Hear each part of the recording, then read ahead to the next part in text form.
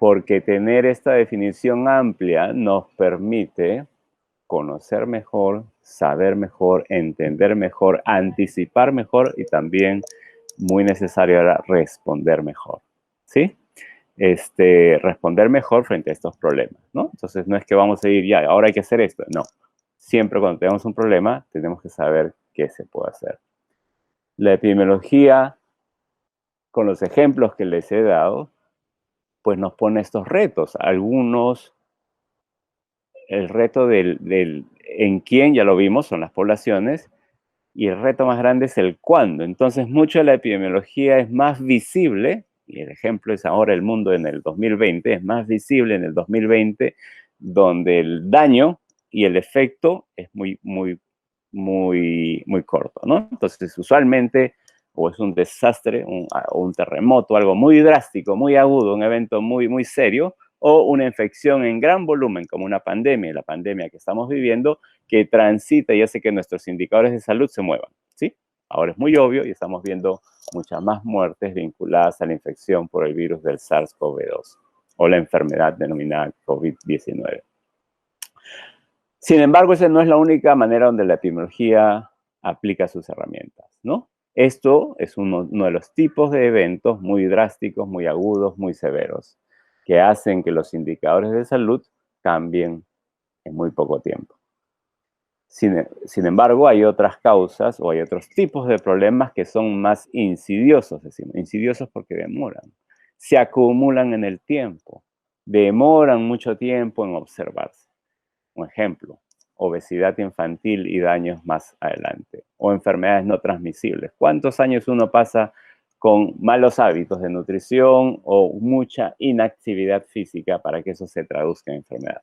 ¿Sí? Entonces, o también en la epidemiología de medio ambiente, para cáncer, ¿cómo estudiamos? ¿No? Porque hay eventos que sí uno puede estudiarlos, pero su ocurrencia no es tan aguda y su instalación tampoco es drástica, es de muchos años de acumulación.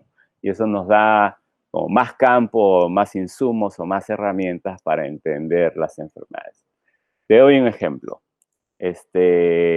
Diabetes en India, en el sudeste asiático, diabetes en Estados Unidos y diabetes en Perú.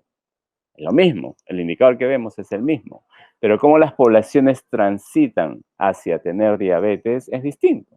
En India, partes de un perfil de mucha desnutrición.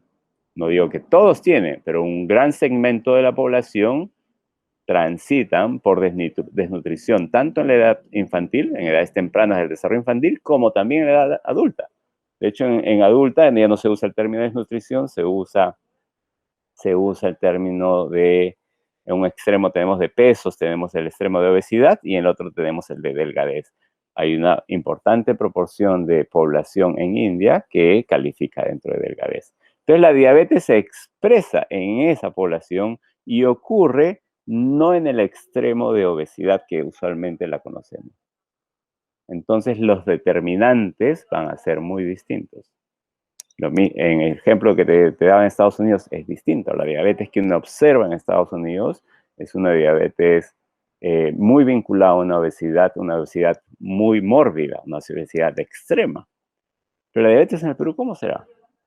¿Y será que la diabetes en altura y en la selva y en la costa urbana y en la costa no tan urbana será lo mismo o no? Entonces, estos son uno de los ejemplos de cómo la epidemiología nos permite conocer o entender o prestar atención con mayor finura y detalle a los determinantes de salud y las causas, nos interesan las causas de los problemas de salud de grupos poblacionales. ¿Por qué es importante para los periodistas? Porque facilita, armoniza una conversación y una comunicación con adecuado entendimiento. La epidemiología, como cualquier otra ciencia, tiene sus herramientas y el hecho de que la comunidad de periodistas maneje de manera cómoda estas herramientas va a permitir que el avance en el desarrollo de investigaciones y de estudios científicos transite mejor a una audiencia como es la población general. Dado que las herramientas son muy comunes o son muy repetidas, el hecho de que no repetidas, son muy comunes, digamos, el hecho de conocerlas mejor va a permitir que ustedes entiendan de manera más rápido las fortalezas y las debilidades. Y esto es parte de una conversación que lo tendremos en el siguiente año sobre diseño de estudio. Entonces, epidemiología para periodistas nos permite estar en la misma página y comunicar mejor y facilitar mejor este gran concepto amplio de por qué nos interesa, porque nos interesa la salud de las poblaciones, sobre todo sus determinantes y sus causas, y sobre todo cómo transitar y comunicar mejor a audiencias generales con los conceptos más sólidos que tengamos. En un siguiente audio explico sobre los distintos diseños. ¿Por qué es importante estos diseños? Porque no todos los estudios son iguales. De hecho, el estudio perfecto a veces no existe.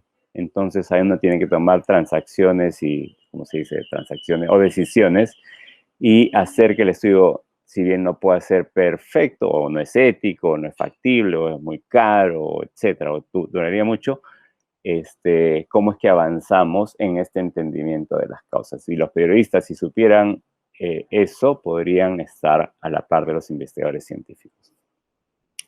Segundo, esta mirada de las poblaciones, ¿no? Entender que los problemas de salud de unos pueden ser anecdóticos, pero cuando son consistentes, repetitivos y tenemos patrones claros, las investigaciones nos ayudan a acercarnos de manera más contundente a ellos. Por eso también deben saber los periodistas. Y creo que tercero es esta agilidad. Creo que ayudaría a la comunidad de periodistas a tener mayor agilidad y versatilidad, a consumir mejor la información científica, ¿no? De hecho, es tan abrumadora la producción y la cantidad de información que sale que tú tienes que saber qué es, ¿no? Imagínate un cocinero, cuando vas al mercado, tienen que saber escoger sus productos. Ustedes, los periodistas, tienen que saber escoger también qué van a consumir. Precisamente los periodistas con algún interés o abocados a la comunicación científica. Entonces, manejar estas herramientas les acelera, les permite hacer una selección mucho más rápida de qué consumir, qué divulgar y cómo comunicar mejor.